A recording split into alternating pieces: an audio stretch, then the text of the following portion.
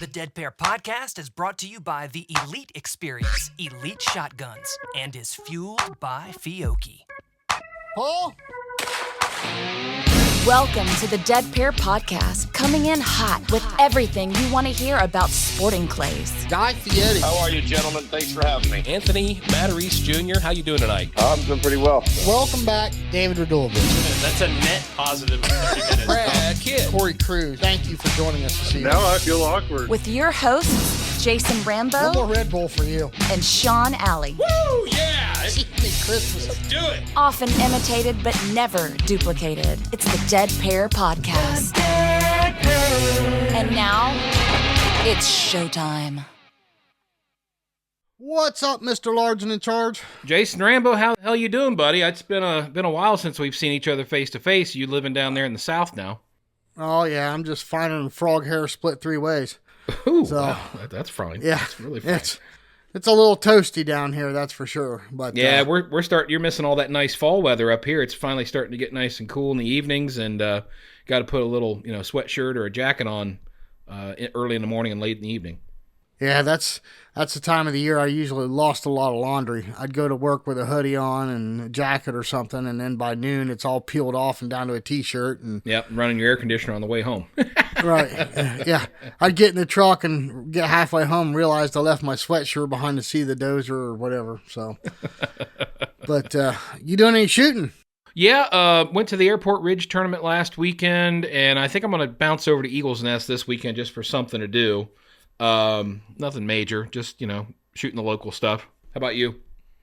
Well, Mr. Bruce Potter from Blackjack Sporting Clays came and picked me up, kidnapped me, if you will. That's what I'm calling it. And we went down to Vero Beach and shot down there. And man, what a heck of a tournament! It was awesome.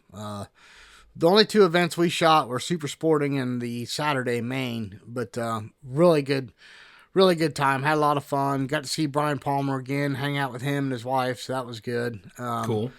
But no, it was really cool. It's definitely different than being down there than when we were in February, Yeah. Well, you'll be back in Ohio not too long, right? Another week or so?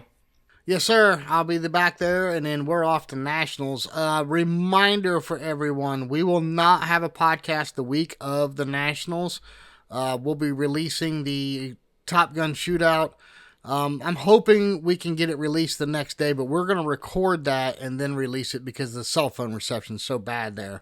Right. And plus, by recording it, it's going to give us a chance to cut out the downtime in between stations and all that stuff that they do.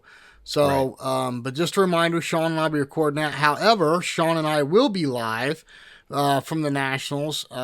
Here and there, we're going to go visit some sponsors, walk through their booths, talk to them, look at some of their products they have, and hopefully give the people that can't make it to the National Shooting Complex, give them a little taste of what it's like to be at the National Championship. Right, exactly. So, Sean, I believe you've got a tourney talk we got to get to, right? Yeah, let's go ahead and get that out of the way. It's Tourney Talk. Brought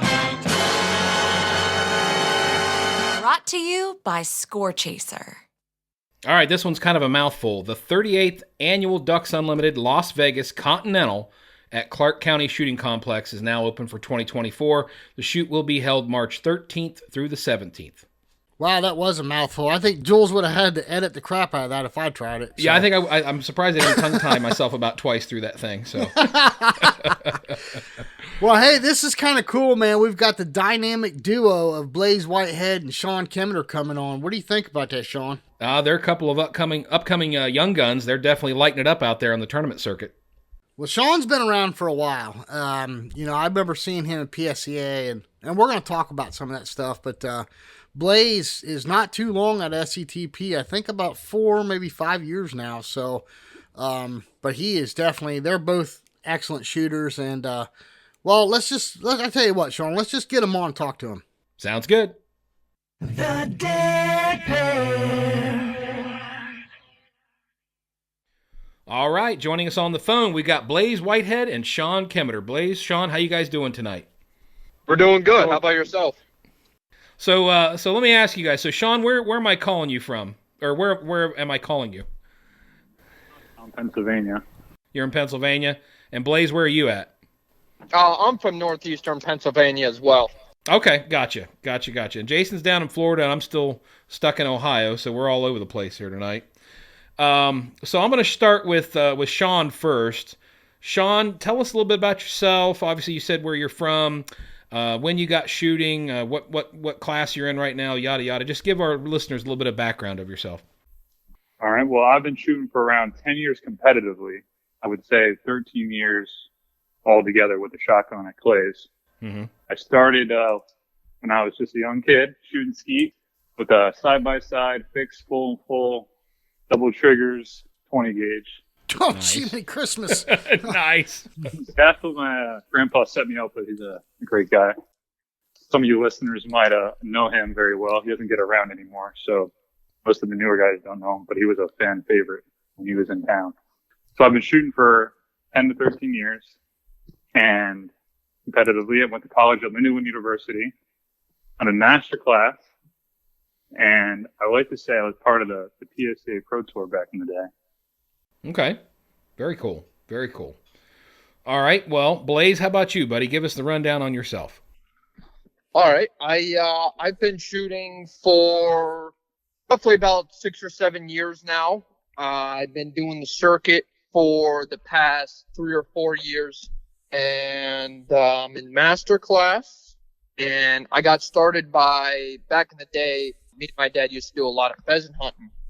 And we got invited to do a fundraiser at a sporting clays range. And we went out and we're like, this is fantastic. We love this. And just caught on from there and grew bigger and bigger. Nice. Well, Shawn, I remember seeing you for the first time on TV. You were shooting off against Wendall Cherry in San Antonio at a PSCA event. But it seemed like it wasn't too long after that. You kind of dropped off the radar a little bit. Did you take a break from shooting for a while? Yes. After I graduated from college, I went into the real world of working. And that is so much fun, I can tell you that. Yeah. Took a break for about a year and a half to 2 years. And I was actually working for Domino's in upper management. I wanted to own my own franchise for a while. And COVID, as it destroyed a lot of our lives, really destroyed that dream of mine, because I found out the restaurant industry is not where it's at during a pandemic. A lot of hours and a lot of dedication. But my dad was able to give me a job opportunity, so that's where I'm working. That's where I'm working at now with him. We do financing and sales of manufactured homes. So that keeps me pretty busy, and it's a lot lenient on the scheduling. So what was it that brought you back to shooting? I mean, what was it? Just the urge? I couldn't take it any longer. I got to go back, or what was it? Oh, shooting's been my entire life. I can't tell you how many people I met within this game, or how much influence it's had in my entire life. Like, I never pulled that trigger the first time. I can't honestly imagine how my life would be now. People I met, Blaize to be one of them, which is a story in itself. But I just couldn't stand seeing scores. I would always keep track of how Blaize was doing or my other buddies, and I just always had the urge to compete. I'm a very competitive person, and I knew that my dad also knew that. So when he saw me not looking as happy because I wasn't shooting, he gave me that job opportunity so I would be able to travel more and have a more lenient schedule. Oh, very cool. That's cool. Well, Shawn, I'm going to ask Blaize the same question in just a minute. What are some of your big accomplishments that you're most proud of? I'm not a person that likes to brag or like set myself up, but I have been on the All-American team probably mostly every year I shot. If I can remember. Okay. I've been on the United States Junior USA team. I got to go over a trip to England, which is pretty cool. I've been on the PSCA tour. I have won a lot of local to medium-sized shoots. I placed some top threes at regionals. Looking for that national win yet, but it's coming one day. Gotcha. Well, I think that's that's on a lot of people's bucket list. Believe me. Yeah. Blaize, what about you, man? What have you accomplished, and what are you proud of? I shot pretty good at the Western Regional this year. I have been pretty close to winning the Pennsylvania State Tournament. But I've been bringing my friend along, Shawn, so he could take it every year. And and then Besides that, the New York State we both shot pretty good at, and I've won the SCTP shoot before. Think that's about it. Still trying to make a name for myself. Gotcha. Nothing wrong with that. So, Blaize, you worked directly with Anthony, is that correct? That is correct. Yep. What was that like? I mean, have you had any other coaching, or just Anthony was your coach? No, I mean, when I started, my father was my coach, and then till you get to a certain point, and then from there, we got everybody's opinion about who's the best coach that was closest to us, and we happened to just go to the right guy, and he suggested Anthony, and I just hit it off with Anthony, and never knew how great of a shooter he was until we really got into the sport and everything. And then once we found out, I knew I made the right choice right off the bat. Right. Gotcha. Well, I mean, you guys obviously seem like you're great friends, and that's a lot of this sport. You see people traveling around. So, I mean, what does it mean to have kind of a partner in crime when you're out there competing on the same circuit? Do you feel it helps you? Is there anything that takes away from that when you're competing against each other? Or what's the vibe, or how do you guys feel? Shawn, do you want to answer first, and we can let Blaize answer as well? I love shooting with Blaize, and there's no one out there that I would rather shoot with in any tournament, whether big or small, than Blaize. Wow. And we work together very well. We help each other. We compete against each other. There's times where we're both in the spot. Say, for instance, the PA State shoot this year. We were one target off each other going to day two, but we're shooting together. That's a lot of pressure on both of us. We were still friends the whole time. We helped each other the whole time. We helped pick each other up when we were down. And we both finished together. Both stayed friends. You guys both seem like you're traveling nonstop. I mean, we see you guys at shoots all over the place. How do you guys decide which shoots you're going to go to and which ones matter the most to the two of you? I think I can answer this one, Blaize, if you want to stick in a little bit. Okay. Yeah. Okay. So I know Shawn used to, besides this year, he used to, look at what kind of return he could get, back home. As soon as he got back from his break, that was his biggest thing, for getting back into it. Like just hitting the local shoots and seeing, what kind of return he could get with, I know there's certain shoots like Owen Station that has really good return and, shoots like that.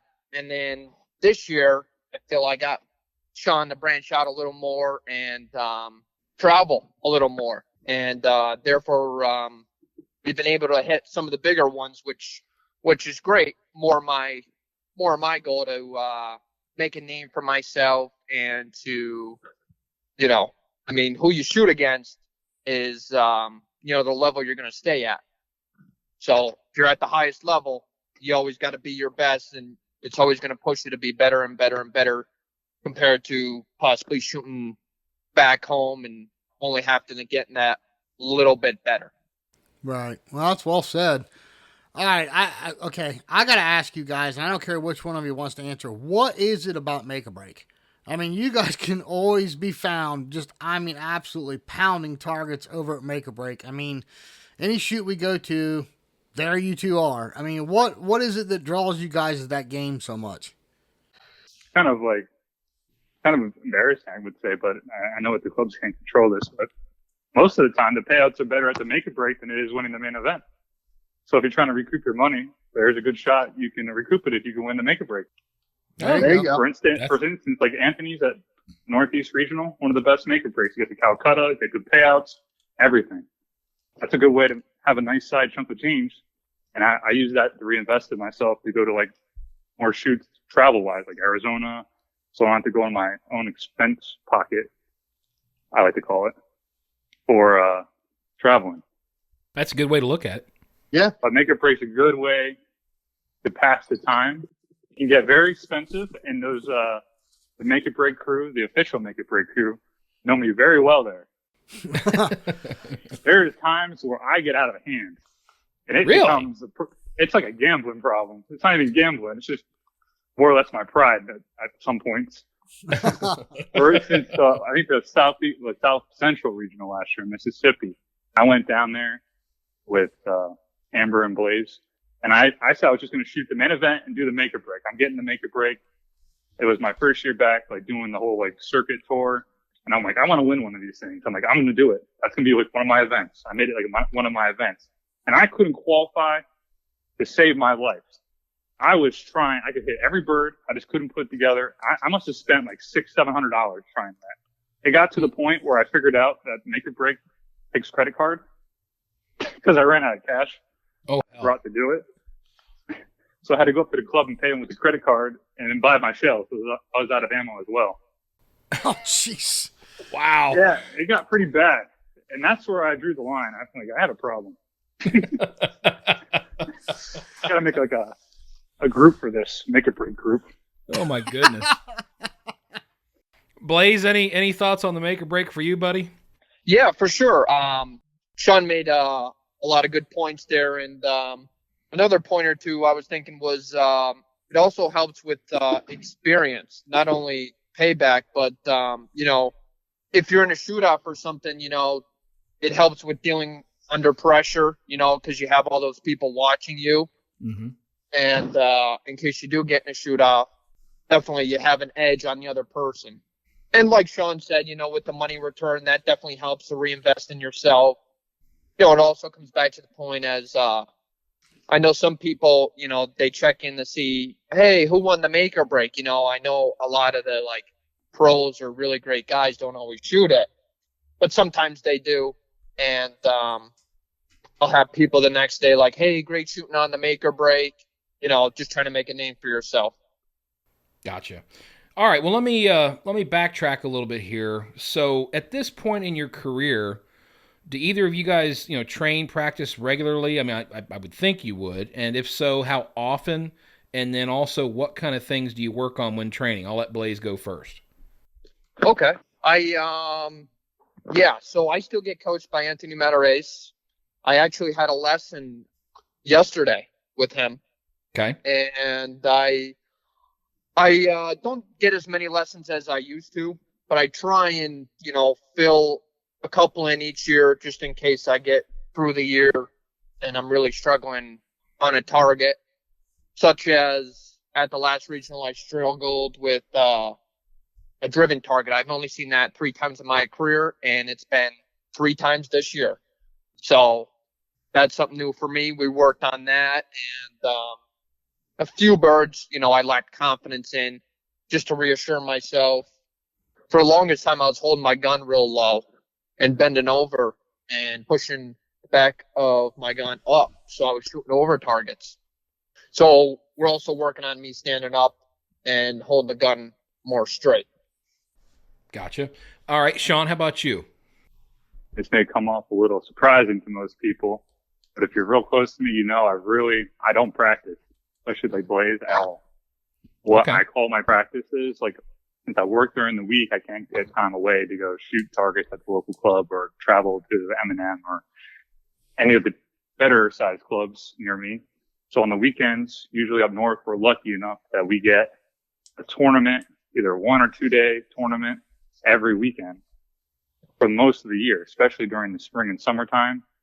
And me and Blaize, or even just myself, sometimes I just go out on the weekends and do that. I feel like the best place for me to practice is in a tournament setting where, even though I'm not competing against, you can say the top people, all the top people in the country, I'm still competing against people with good talent. And I have the same mindset I have at a regional, no matter what size. I always try to go with the winning mentality.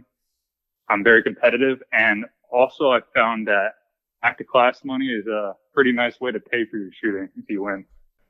Nice. All right. In addition to that, I was going to ask you guys, so leading up to a tournament, do you guys do anything special to prepare? I mean, do you eat a special diet? Do you get extra sleep? All right. So I kind of missed one of your questions in the last one, so we'll go back real quick. So pretty much you asked like how often I shoot. I try and shoot roughly on the weekends, like Shawn said, like a Saturday or a Sunday tournament. And then during the week, I try and practice once or twice a week. But with work, it's tough. an electrician, so I start early and sometimes, most of the time, work pretty late. So especially this time of year when it's getting dark earlier, it's tough to find time to practice. Right. So if you are practicing and then you have a tournament coming up that weekend, is there anything that you change up? Or maybe even a better question would be leading up to a bigger tournament, like let's talk about a regional or nationals or something like that. Is there anything that you change up prior to going into that tournament that you feel helps you or makes a difference? So the week before a regional, I mostly try and shoot relatively softer targets just to build confidence and, go over planning and to be real confident in myself. And I'd say a week to a week and a half before a regional. But anytime before that, I try and, work on things, that I really struggle with or I worry about. But besides that, like I said, a week before, I mostly try and shoot softer targets just to build my confidence in the meantime to get ready for the regional. Gotcha. Okay. So you're not like protein diet or anything weird like that going into a tournament, right? You're not really changing anything that drastic? No, nothing crazy. I mean, me and Shawn are pretty much the easiest people going, that you'll ever meet. We just kind of take it by the minute. Gotcha. I love All right. Well, Shawn, how about you, buddy? I mean, anything leading up to a tournament that you do differently? I know that you're a working guy like us, so it's hard to find time, but... The biggest thing for me, I like to know is who's setting the targets, or I try to visualize the club, the backgrounds, and how, especially if I travel to a place. If I travel to a club before, I'm guaranteeing myself I'm going to have a lot more success than I would my first visit to the club. And that kind of seems weird to people, but for me, I like being comfortable when I shoot, and I know what I'm going to experience. So with most target setters, I can gauge what they're going to set by me knowing them and like previous experiences shooting their targets. And I run that through my mind, and it's very important, I feel, for a lot of shooters, because I feel like there's two different mindsets for the game. When you shoot easy targets, you can't miss. You know what I mean? Can't miss. You're trying to be almost perfect to win HOA, especially at the bigger shoots. Whereas, as you've seen last weekend, like a 186 one, if that's correct, 184, something like that. Mm-hmm. That's 14 more birds. That's a big difference. 10 birds difference on a professional level. That's a lot of birds. So that states the difficulty. But now there's a whole different mental game, I feel, going into a course is going to be set harder, like the U.S. Open by Rick Hemingway. Now it's okay to miss, whereas you shoot an easier course, missing one or two is going to put you out. So you already know you're out. But I know I can probably judge the club in advance, and I have that mental preparedness ready to go for the tournament day. Well, Shawn, in light of all of that, I mean, you took fourth at the North Central Regional. So what was it, in conjunction with everything you just said, what was it about that shoot? Was it the targets? Did you just know that club and the terrain and what they were going to set? I mean, what was it that made you perform so well there? Well, for one, I shot with Blaize, and usually we don't shoot together regionals because my scheduling is usually pretty late. So I was fortunate to shoot with Blaize, so I was very comfortable, especially with Mike Logas. I shot with him before. And going in there, I knew they're going to set harder targets, or they're known to set some crazier stuff or leave people speechless maybe, or questioning like what's going on, or like, can't hit these. So I knew in advance it wasn't going to be, you need to hit them all kind of course. And I went in there, had a great day. First day I was shooting phenomenal. I think I ended with a 90 the first day, but I finished poorly. I blew 4 on station 3 on the green course. And I knew like it was a hard shoot. And like I said, like I was okay. Like it happened in the past, move on. You still have a shot. I had people come up to me unbelievably and they're like, "Oh, I can't believe you did that," or, "Oh, that's it. You're done. You might as well pack it up and go home." And I'm like, "Well, you don't know what you're talking about, because tomorrow is another day." Yeah. And the next day I put up a 96, which was the highest score I think shot by anybody, tied with a couple people. So it put us right back in there so we could make at least some kind of showing. But I wouldn't say that, it was a great day, great weekend, or I had a good performances and I also had a lot of things I need to work on. But I feel like every course I come out of, I always feel like I need to work on something, and that's because I'm very competitive and I like to be perfect or try to perfect my game. Well, I think, honestly, that statement you just made about how important it is not to give up or fold your cards, because you don't know what the next day is going to bring. And I know there's a lot of shooters out there, they start off rough or something bad happens, and it's easy to kind of just say, well, this is over. I guess I'm just, shooting an expensive practice or whatever, people say like that. But I think that's so important because it can come down to just one or two targets. And I guess, the message there is don't give up, because you just never know what's going to happen. Hey, never give up. I always call the second day money day to me and Blaize. Like, money day is Sunday. It's where the champions are made. And a lot of people I see, they throw up some crazy scores. They'll put in, for instance, like New York State. I thought I did poorly. I shot at 89 the first day. I was probably down, I think, 6. So most people down 6 going to 100 per target to make up that up is very hard. But I always know, like, you don't know what the other person's mental game is. You don't know how they handle missing a target on the second day, or you don't know what's going through their mind or how they deal with pressure. But I know that I can handle pressure, and I know that that's not going to affect me. And I went out there, and it was a harder course that day. I shot a 95 and I won by 1. Came back by 6, down by 6. Nice. I've done it before, and I tell it to Blaize every time that you should never give up. I have so many examples of people coming back and winning. It's like, especially Anthony at US Opens. He always does that. For nationals. Those 4 days, he's a completely different person when it comes to the bigger, longer shoots. His mental game is amazing. Yeah, and Blaize, along those lines, you were just recently at the South Central Regional, and I saw you posted somewhere about, you had a good start on your first day of the main event, but then you had a rough start on your second day. So, you didn't kind of end up where you wanted, but, again, I guess, along the lines of what Shawn was talking about.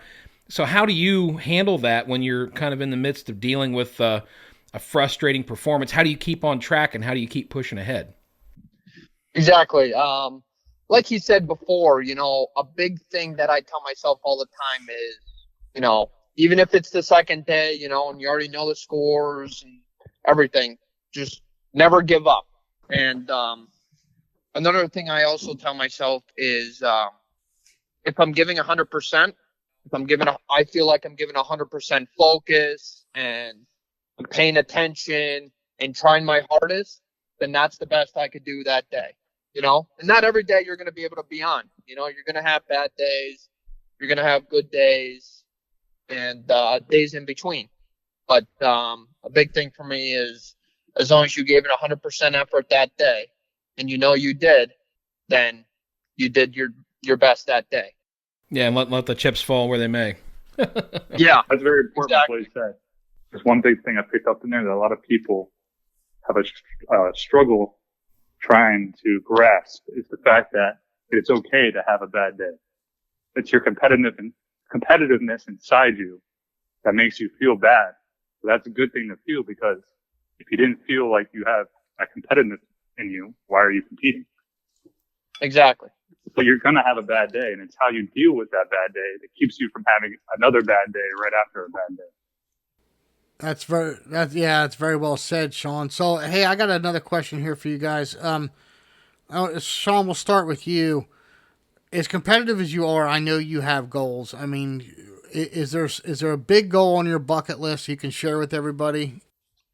Starting back into it, I just wanted to enjoy shooting again and going to these big shoots, seeing some past friends and rekindling some friendships that I lost from being out of the game. And now that I'm getting more and more into it and feel my game improving a little bit more, I am going to try to do the circuit again next year. I always say, like, one more year I'll try. But I'm going to make the Team USA. That'll be one of my bigger goals for the Open team. That's an awesome goal. Mm-hmm. Very hard to do. Yeah. Not a lot of margins. Yeah. No, not at all. What about you, Blaize? Do you have an ultimate goal? Is there, you want to win a regional or are you going after the national title? I mean, what's your big bucket list goal? Yeah, I mean, it's a long list, but you got to have dreams, right? Absolutely. Pennsylvania States would be another to win that. Congrats to Shawn to winning that. That was great. Like I said before, a regional title, national title, and eventually, as Shawn said, to make it on Team USA. But, in the open class, as he said, there's not much room to spare. You got to be very consistent. It's all about consistency. Yeah. That's awesome, man. I think it'd be really cool, and this is my whole dream. Like Team USA, it's a good yearly dream, but my lifelong dream would be to win the national sporting clays title, get the rings.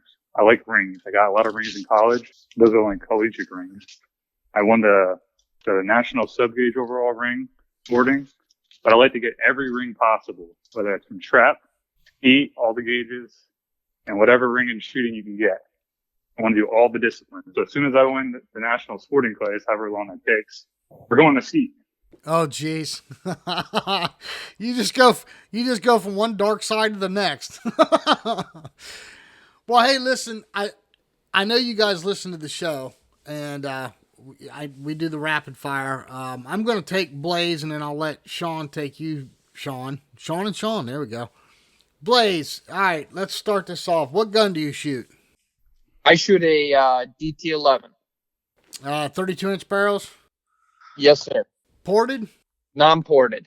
Okay, fixed choke or screw-in choke? Screw-in. What kind of chokes you use? Right now I use Extreme 20s. Okay, so your go-to constriction's a 20. What kind of ammo do you shoot? I shoot double A's. My favorite ones were either ounce and 1250 7.5s or 1 ounce 1250 7.5s or 1 ounce 1290s. Okay.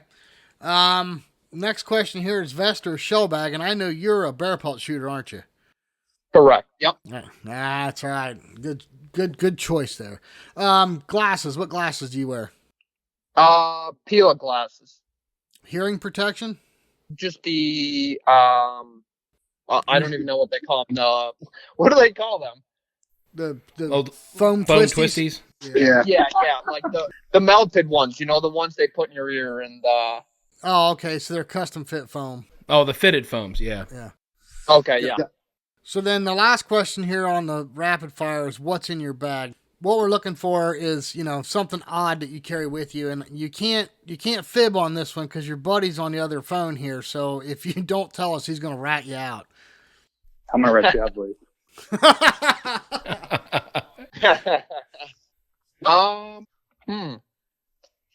That's a tough one. I'm not sure about this one.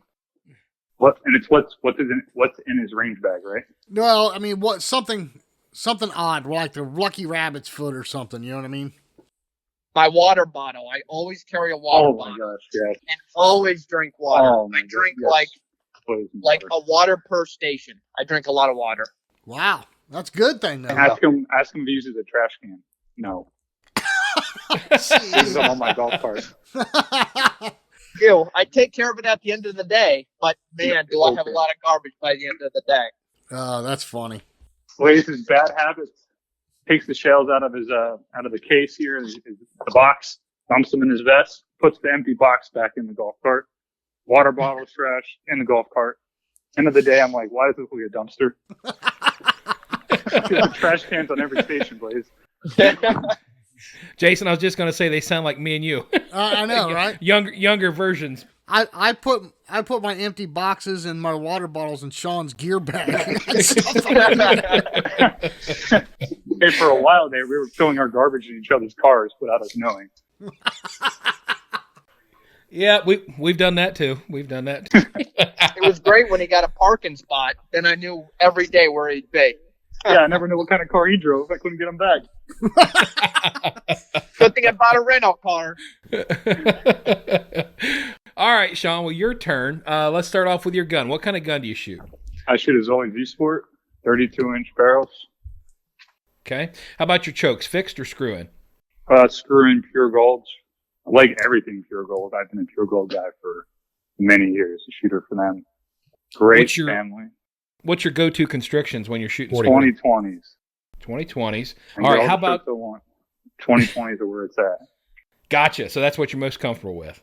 Gotcha. What's your favorite shell? Double A, the super handicaps, and the 7.5s. Okay. And are you a vest or a shell bag guy? Oh, vest. 100%. Okay. Which kind of vest do you shoot with? I like that Italian Castellani. Castellani. Okay. And how about your glasses? Glasses, I'm currently shooting the Pila, I think the X7s. Okay. And what about your hearing protection? Homies, I lose them too much. I'm really bad at that. I did stop buying the good ones because I keep losing them, and I'm like, you know what? I don't deserve that. So homies are me. Yeah, well, that's an honest answer. Nothing wrong with that. All right, now Blaize is on the other end here. Anything you carry in your bag that's unique? Okay. Blaize will keep you honest. Okay. I think I'm the only one that actually has a range bag. So my range bag, I have all my glasses set up, all my lenses for different lighting changes. And I hate when lighting changes. I like to stick with one lens all day. I have lens wipes, extra shells, nothing fancy or crazy. Every now and then I have like a lucky coin or something I find lucky that I win with, and it sticks with me for a while. And that could change because eventually I'll lose it. And then I have to find something else. Need to get him like a chain or something. Yeah, right. Gotcha. Okay, well, that's cool. Well, I tell you what, that's interesting because it's cool that you guys you know each other so well. Like I said, it's a lot like me and Jason. I mean, we pretty much know what each other's habits are and what our favorite things are and how we do through a tournament and stuff. So that's just crazy when you got a good buddy like that and you know what's going on. So thank you guys for answering those questions. That was very cool. Before we let you guys go, let's circle back to Blaize real quick. Blaize, you got any sponsors you want to thank? Anybody that's helped you out along the way you want to say thank you to? Oh, for sure. I'd like to thank Bear Pelt and their family and everything. They're super supportive. They're really great people, and honestly, they would do anything for you. So I'd like to say thank you to them, and Peconic Distillery. I'd like to say thank you to him for sponsoring me, and I spread his booze around, and so if I ever see you guys at a shoot, come hit me up, and most of the time, if I drive, I'll have a bottle and you guys could try some. Now, wait a minute. Why didn't we start this interview off with that? Why are you saving this to the end? But in fact, where was this in Chicago? What's going on here? You holding? Oh my goodness! This is our first shooter that we've had on here that I know of that's sponsored by any kind of alcohol, and he's not sharing. I'm. You know what? I'm offended. Jace is hurt. He's going to go sit in the corner. You can get a bottle with Blaize's face on it. Oh, yeah. That's even Christmas. Yeah, so, no, most of the time when I drive, I try and bring a couple bottles just to hand out and to get people to hear about his company and to check his company out online. And he makes some really good flavors. He has this maple flavor that's, it's kind of like maple syrup. It's a little on the sweet side and everything, but it's really great. And I'll make sure I have some of that next time I see you guys. That's cool. Awesome. Yeah, no, appreciate that. And also a super nice guy as well. Yes, exactly. Yes, he's a great guy. Same thing. He would do anything for you to help you out. It's awesome. Sometimes he just calls me up and we just talk. So it's great. Nice. Well, Shawn, what about you? You got anybody that you like to thank, sponsors or friends or family? I like to thank Zoli, especially Norbert. He's like my second father since I was growing up. One of the best gunsmiths in America. And I would put him against anybody. I'll set up a challenge. I don't know if they like it or not. But they helped me out when I was a kid, and there's not a problem with my gun that hasn't been fixed. I mean, I know I shoot for him, and I may get special treatment, but everyone I ever dealt with or sent to him, nothing but good, positive reviews and great customer service from the whole team. Jason, Jenny, everybody. Also, I'd like to add Bill Davis from Pure Gold. Also been supporting me since I was a little kid, and a great family business him and his wife do. Very honest, down-to-earth people. Great customer service. Any product you see me using, it has to be like a family or great people. Otherwise, I would support or shoot their products. Excellent. Well, Jason, have we missed anything? I don't think so. I'm still a little heartbroken on the whole whiskey thing, but that's all right. We'll get over that. But hey, We'll corner him at the Nationals. yes. We'll Listen, break them down to nationals. Yeah, okay, it's a date. But no, seriously, Blaize and Shawn, really appreciate you guys spending some time with us this evening. Yeah, of course. Thank you. Of course. One more point real quick. I'd also like to thank my my mom and dad as well for helping me in getting started in this sport, and for my dad introducing me to it for sure. Without that, I'd not be here or be on this podcast. So gotta Same start for me as well. right there. So Very nice. And thank you to all the parents out there. I know how much you do, and your kid appreciates you. I know how expensive this sport is, especially now that I'm on my own. oh, I get that. It's expensive, that's for sure. It is, but it's a good sport. I mean, obviously, it's a family sport, and you guys have proven that. So thank you again, fellas, for sure. No problem. Thank you. Thank Yeah, you. guys, One more question. Sure. I give a shout out to Amber Singh. Sure. I like to give a quick shout out to Amber Brown and her new adventure of starting her video podcasting of hunting, maybe fishing, sporting clays. She wants to get everything involved in the outdoors. She's been working very hard on it for the past couple months. She just let it out. So if you give her a follow and help support her, be like a local channel, local shooter, trying to do her own thing out there, be greatly appreciated. Well, I mean, I think that's a pretty good testimonial overall, and that kind of shows you that in this sport how tight knit it is. So, good for you for saying that. And yeah, we know Amber; she's a great girl. So hopefully she has a lot of success with that new endeavor. Yes. All right, guys. Well, that was awesome. We really appreciate you, coming on here and talking about yourselves.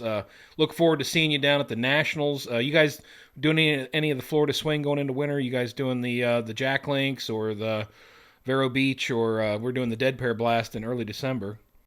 Blaize is the Florida man. I think he'll probably be down there all month. I think I'm going to Jack Links, though. I plan on attending. As much as you guys chase the money, you ought to like the Dead Pear Blast. We got $50 back to class in prelim in Maine. That's what I'm talking about. Yeah, see? There's your motive. December 1st and 2nd at Vero Beach. Vero Beach? Yes, sir. Oh, beach trip and money. We gotta check that out, John. Oh, we're going to be there. Yeah, me and Jason are setting targets, so don't let that scare you off. What kind of targets you set? Just Fun. That's Yeah, the fun. whole fun All right, target. that's all I needed to know. Well, guys, thank you very much. We appreciate you very much. All right, thank you for having us. all Thank right. you for having us on. Appreciate it. You're welcome, guys. Take care.